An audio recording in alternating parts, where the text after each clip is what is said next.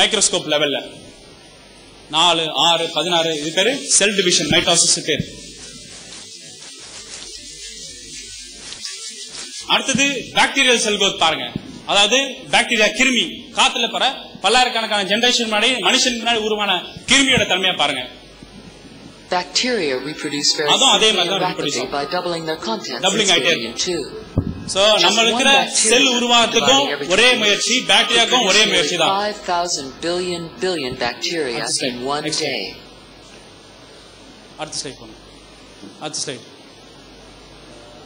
இதுதான் நான் சொன்னேன். இப்போ ஒரு பெண் நிர்ணயிக்கல உங்களுக்கு ஆண் குழந்தை பிறகுதா பெண் குழந்தை பிறகுதான்னு. நான் ஆண் தான் நிர்ணயிக்கிறான். அதுக்கு எடுக்காட்டு பாத்தீங்கன்னா நமக்கு 46 குரோமோசோம்ல 23 குரோமோசோம்ல XY குரோமோசோம் 2 செக்ஸ் டிட்டர்மைன் பண்ற குரோமோசோம். ஆண்களுக்கு XY இருக்கு, பெண்களுக்கு பாத்தீங்கன்னா XX இருக்கு. இப்ப நம்ம உடல் உறவு சேரும் போது நமக்கு ஸ்பெர்ம்ல ஒரு X இல்லனா ஒரு Y தான் போகும். பெண்களுக்கு பாத்தீங்கன்னா ஒரு X மட்டும் தான் இருக்கும். இப்ப ஒரு X ஓட நம்ம ஆண் விந்து X குரோமோசோம் கேரி பண்ண ஆண் விந்து போய் சேரும் போது XX என்ன பிறக்குது? பெண் குழந்தை பிறக்குது. அதே ஆண் விந்துல Y குரோமோசோம் நம்பர் ரிலீஸ் பண்ணனா அந்த Y குரோமோசோம் பெண் கொடுக்கிற X குரோமோசோம் சேர்ந்தா XY, அது ஆண் குழந்தை நிர்ணயிக்குது. அப்பனா ஆண் பெண் நிர்ணயிக்கிறது ஒரு சூப்பர் நேச்சுரல் சக்தியோ கடவுள் சக்தியோ கிடையாது. அந்த பெண்ணோட சக்தியோ கிடையாது. நம்ம தான் 100க்கு நம்ம தான் ஒரு ஆண் குழந்தை பெண் குழந்தை முக்கிய காரணமே நம்ம தான். நம்ம என்ன பண்றோம்? வீட்டுல இருக்க பெண்களை போட்டு அடிக்கிறோம், திட்டுறோம். ஏன் நீ இப்படி பொம்பளை குழந்தைய பெற்றுட்டு இருக்க, ஆண் குழந்தை பிறக்க மாட்டேறான? தப்பு. நம்மளே திட்டிக்கணும் அப்படி நீங்க வருத்தப்பட்டீங்கன்னா. Next slide.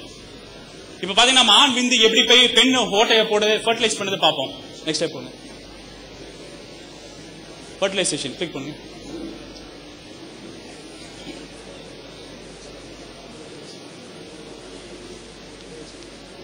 இப்ப பாத்தீங்கன்னா ஸ்பெர்ம் எப்படி ஆண் விந்தோட ஸ்பெர்ம் பல்லாயிரக்கணக்கான ஸ்பெர்ம்ஸ் போகும் ஒரு உடல் சேர்க்கை. அப்ப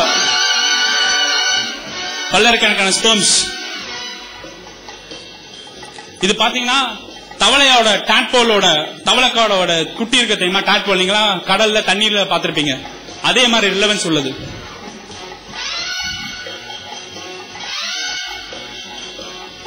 இப்ப பெண்ணோட முட்டை, அதாவது இது எல்லாமே பெண் உடல் உறுப்புகளை நடந்து கொண்டிருக்கிற மாற்றங்கள். இது எலக்ட்ரான் மைக்ரோஸ்கோப் வழியா நிர்ணயிக்கப்பட்டது.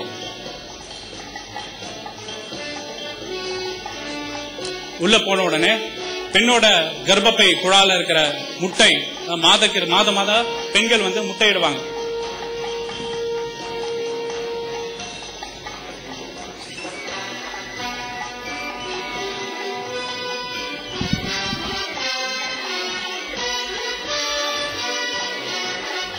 இதான் ஒரே ஒரு ஸ்பெர்ம் தான் ஃபர்டிலைஸ் ஆகும். இது X குரோமோசோமா Y குரோமோசோமா அந்த ஸ்பெர்ம் உள்ள அனாலிசிஸ் ஜெனடிக் மெட்டீரியல் டிட்டர்மைன் பண்ணும். இது நேரா போய் பெண்ணோட முட்டைய போய் மைக்ரோஸ்கோபிக்கா லெவலா போய் ஃபியூஸ் பண்ணது பாத்தீங்களா? ஃபியூஸ் பண்ண உடனே தான் 2 குரோமோசோம் சமேட் ஆகி 23 சமேட் ஆகி 46 குரோமோசோம் உருவாகின அப்புறம் தான் ஆண் கருக்கள் உருவாகுது. அடுத்தது நெக்ஸ்ட் ஸ்லைட்.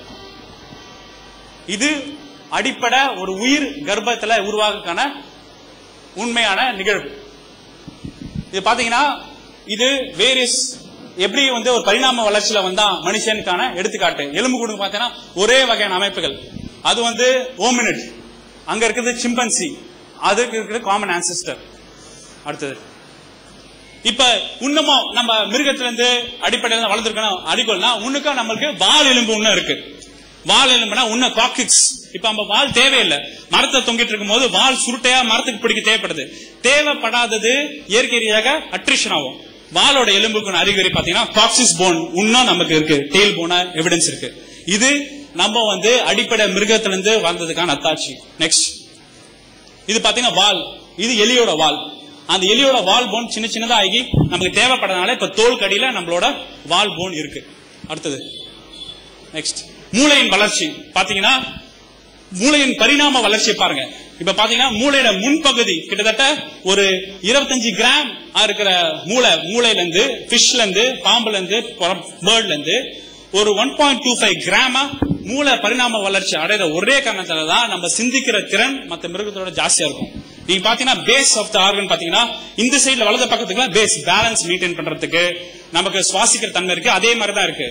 ஆனா எது வளர்ந்ததுன்னா சிந்திக்கிற திறன் உள்ள மூளை பகுதி மட்டும் டெவலப் ஆகிறது. காரணம்னா நமக்கு தான் என்வாயரன்மெண்ட் ஸ்டிமுலஸ் இருந்துட்டே இருக்கு. இப்ப நீங்க பாக்கலாம், இப்ப இருக்கிற குழந்தைங்களோட அறிவியல் வளர்ச்சியும் பரிணாம வளர்ச்சியும் நம்ம 50 வருஷத்துக்கு குழந்தைகள் டிஃபரன்ஸ் இருக்கா இல்லையா? இப்ப நான் பாத்தீங்கன்னா மைல்ஸ்டோன்ஸ் ஜாஸ்தியா இருக்கு. இப்ப இருக்க குழந்தைங்க நம்மளோட இன்டெலிஜென்டா இருக்காங்க.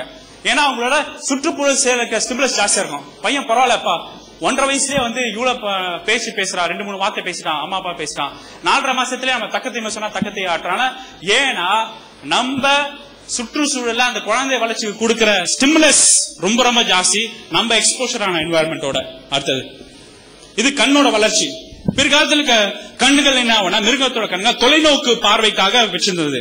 ஆனா நம்மளோட கண்ணு எப்படி பரிமாணம் வளர்ச்சினா கிட்ட இருக்கிறது ஃபைன் டியூனிங், சின்ன சின்ன பொருட்களை செய்யறதுக்காக படிக்கிறதுக்காக உருவாக்குறதுக்காக நம்மளோட பிரிசைஸ் விஷன் கம்மியாயிட்டு வருது. முடியோட அளவு நமக்கு கம்மியாயிட்டு வருது. ஏன்னா முடி இப்ப நமக்கு தேவையில்லை. சோ முடியோட அளவு கம்மியாயிட்டு வருது. கண்ணு போக்கசிங்கா இருக்கு. காது பெருசா இருந்தது மிருகத்துக்கு, கொஞ்சம் கொஞ்சமா காது சவுண்ட்ஸ் டெலிவர்க்காக மத்த மிருகத்திற்கு வார்னிங்காக இப்ப நமக்கு தேவைப்படல. ஆனா காதோட சைஸ் குறைஞ்சிட்டு இருக்கு. சுவாசிக்கிற திறமை மிருகங்களுக்கு ஜாஸ்தியா இருந்தது. ஏன்னா சுவாசிச்சாதான் தூரத்துக்கு உணவு எங்க கிடைக்கும். இப்ப நம்ம சுவாசிக்கிற திறன் நமக்கு தேவை, உணவு எங்க கிடைக்கும் நமக்கு மூளை வழியா தெரியுதுனால அந்த சுவாசிக்கிற அளவு சைஸ் ரெடியூஸ் ஆயிட்டு இருக்கு. எது எது உடம்புக்கு தேவையோ, எது எது இந்த சுற்றுச்சூழலுக்கு வாழ்க்கை தேவையோ அதெல்லாம் ஜாஸ்தி ஆயிட்டு வருது. எது எது தேவையோ அது அட்ரிஷன் இருக்கு. இங்க நிர்ணயிக்கிறது சுற்றுச்சூழலும் மரபணுக்களும் நம்ம சுத்தி இருக்கிற போர்ஸ் என்ன தவிர ஒரு எக்ஸ்டர்னல் போர்ஸ் எதுவும் கிடையாது. அடுத்தது இது அப்பெண்டிக்ஸ். நம்ம நிறைய ஆபரேஷன் டாக்டருக்கு போவோம், அப்பெண்டிக்ஸ் இருக்கு சார், அப்பெண்டிக்ஸ் இருக்கு. அப்பெண்டிக்ஸ் என்ன?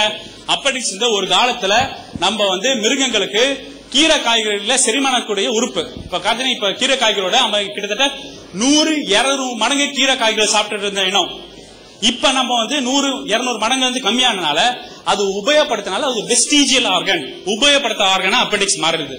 அது சரி பாருங்க, இது பாருங்க அந்த அப்பெண்டிக்ஸ் நம்மளோட கீழ் உள்ள மிருகங்களுக்கு எவ்வளவு பெருசா இருக்கு பாருங்க. நமக்கு சுருக்கம் ஏற்பட்டுறது. அடுத்தது இது பாத்தீங்கன்னா ஒரு ஃபீட்டஸ். இது எதோட ஃபீட்டஸ் உங்களுக்கு தெரியாது, அதாவது கர்ப்பப்பையில ஃபார்ம் ஆகுது. நெக்ஸ்ட் ஸ்லைட் பாத்தீங்கன்னா இனிஷியல் ஸ்டேஜஸ் உள்ள டெவலப்மெண்ட் பாத்தீங்கன்னா ஹியூமனா இருக்கட்டும், மாடா இருக்கட்டும், பறவையா இருக்கட்டும், டாட்டாய்ஸ் இருக்கட்டும், உயிரணுக்கள் பாத்தீங்கன்னா ஒரே அடிப்படையில தான் வாழ்ந்துட்டு இருக்கு. இப்ப பாருங்க ஒரு 3 months 6 months வெளியில ஒரு குழந்தை வந்ததுக்கு அப்புறம் தான் என்வாயரன்மெண்ட் ஜாஸ்தி ஆகுது. அப்பனா இப்ப நான் ஒரு குழந்தை எடுத்துக்கிட்டு ஒரு குரங்கு கிட்ட வளர்க்க கொடுத்தேன் வச்சுங்க, இல்ல குழந்தை எடுத்து ஒரு சிங்க கிட்ட வளர்த்து கொடுக்க வச்சுங்க, எக்ஸாம்பிள் சொல்லுவோம். அந்த சூழலுக்கு ஏற்பதான் அந்த குழந்தை வளரும். உண்மையில இப்ப சிம்பிள் எக்ஸாம்பிள், ஒரு முஸ்லீம் வீட்டை பிறந்த குழந்தைய ஹிந்து வீட்டுல போட்டாலோ, இல்ல ஹிந்து வீட்டுல போட்ட குழந்தை ஒரு கிறிஸ்டின் வீட்டுல போட்டாலோ, இல்ல கிறிஸ்டின் வீட்டுல குழந்தை மாதிரி பகுத்தறிவு வீட்டை போட்டாலோ அந்த குழந்தை இந்துவாக, முஸ்லீமாக, கிறிஸ்டினாக இல்ல ஒரு அறிவியல் பகுத்தறிவு ரீதியாக வாழ யார் டிட்டர்மைன் பண்றானா அந்த குழந்தையோட வளர்ப்பு விதம், அப்புறம் அவனுக்கு ஏற்பட்ட அனுபவங்கள், அவன் ஏற்பட்ட காலேஜில் ஏற்பட்ட நண்பர்கள், அப்புறம் அவன் வாழ்க்கையில் அடிப்படுற தருணங்கள் தான் அவனை டிட்டர்மைன் பண்ணது தவிர ப்ரீ டிட்டர்மைண்டா பிறப்பிலேயே எதுவுமே டிட்டர்மைன் பண்ணல. அப்பனா சுற்றுச்சூழல் சேர்ப்பு தான் நம்மள பரிணாம வளர்ச்சி அடையது தவிர ஒரு எக்ஸ்டர்னல் இன்ஃபுளுன்சஸ் கிடையவே கிடையாது. Next slide please. இது குரங்கு ஃபீட்டஸ் இருக்கு. நம்ம மனுஷ குழந்தைங்க இதே மாதிரி தான் முதல் 3 மாசத்துல இருக்கும். அடுத்த ஸ்லைட் இது நம்ம ஹோமோசாப்பியன்ஸ் மனுஷ குழந்தைகள். அடுத்தது இது கையோட பரிணாம வளர்ச்சி பார்க்கலாம். எப்படி ஒரு சின்ன போன் கையில இருந்து எப்படி வளர்ச்சி அடையுதுன்னு பார்ப்போம். அடுத்தது இது கை பாத்தீங்கன்னா கையோட சுருக்கங்கள் பாத்தீங்கன்னா ஜோசியம் பார்ப்பாங்க நிறைய பேர். கை ஜோசியம் பாருங்க, ஜோசியம் பாருங்க, ஒரு மூட நம்பிக்கை அது. கை சுருக்கங்கள் ஏன்னா குழந்தை குறுங்கி போய் அம்மா வைத்த படுக்கிறனால வர சுருக்கங்கள், கழுத்துல இங்க வர சுருக்கங்கள்னால தான் இந்த கிரீசஸ். இந்த கிரீசஸ் எப்படி உருவாச்சுன்னா ஒரு காலகட்டத்தில் நம்ம மரத்துல தொங்கிட்டு இருந்தோம், அதோட வெளிப்பாடு இப்ப இந்த பாமா கிரீசஸ் காலகாலமா கம்மியாயிட்டு வருது. சரி, கையில இருக்கிற மாதிரி கால நமக்கு இருக்கான்னு கேட்டீங்கன்னா கால கம்மி. காலை ஏன் கம்மினா இனிமேல் நம்ம காலை வச்சு தொங்கி நடக்கிறது இல்ல, காலை நேர்த்தி வச்சு நடந்துட்டு இருக்கோம். சூக்கம் ஏற்படுறதுக்கு வாய்ப்பு இல்லை. ஆனா காலில் இந்த மாதிரி பால்மா கிரீசஸ் அதாவது ரேகைகள் கம்மியா இருக்கும். இதே மிருக இனத்துக்கு பாத்தீங்கன்னா, குரங்கு இனத்துக்கு பாத்தீங்கன்னா தொங்க இன்னும் கால, அதனால காலில் இருக்க ரேகைகள் இன்னும் இருக்கு.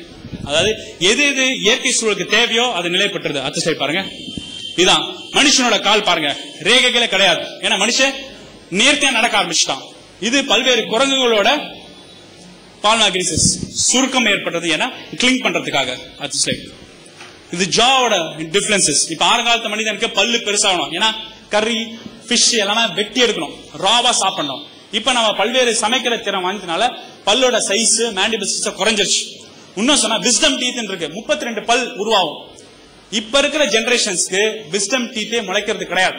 ஏன் முளைக்கிறது கிடையாதுன்னா அந்த பல் நமக்கு இப்போதைக்கு இந்த கால சூழலுக்கு ஏற்ப வாழ்த்துக்கு தேவையில்லை, அந்த பல் முளைக்கிறது இல்ல. அப்புறம் இந்த மாடிபிகேஷன் இங்க இருக்கு, விஸ்டம் டீத் தேவையில்லைன்னு ஒரு என்வாயன்மெண்ட் ஸ்டிமுலஸ் ஆகி அது நம்ம குரோமோசோம் ஜெனடிக் மெட்டீரியல் இம்ப்ரிண்ட் ஆகி அதுக்கப்புறம் இன்ஹெரிட் ஆனனாலதான், அதான் நம்ம மரபணுக்களை போய் இந்த இயற்கை சூழல் வாழ்த்துக்கு இதுதான் தேவைன்னு இம்ப்ரிண்ட் ஆகி நேச்சுரல் செலக்ஷன் உருவான ஒரே காரணத்தினாலதான் இன்னைக்கு நம்ம வாழ்ந்துட்டு இருக்கோம். நெக்ஸ்ட் டைம் ஏன் 6 அறிவு மனிதன் மட்டும் தனித்து விளங்குகிறான் சொல்லுக்கு ஒரே காரணம் என்னன்னா மனுஷன் மட்டும்தான் கருவிகளை பயன்படுத்த ஆரம்பிச்சான். எப்ப மனுஷன்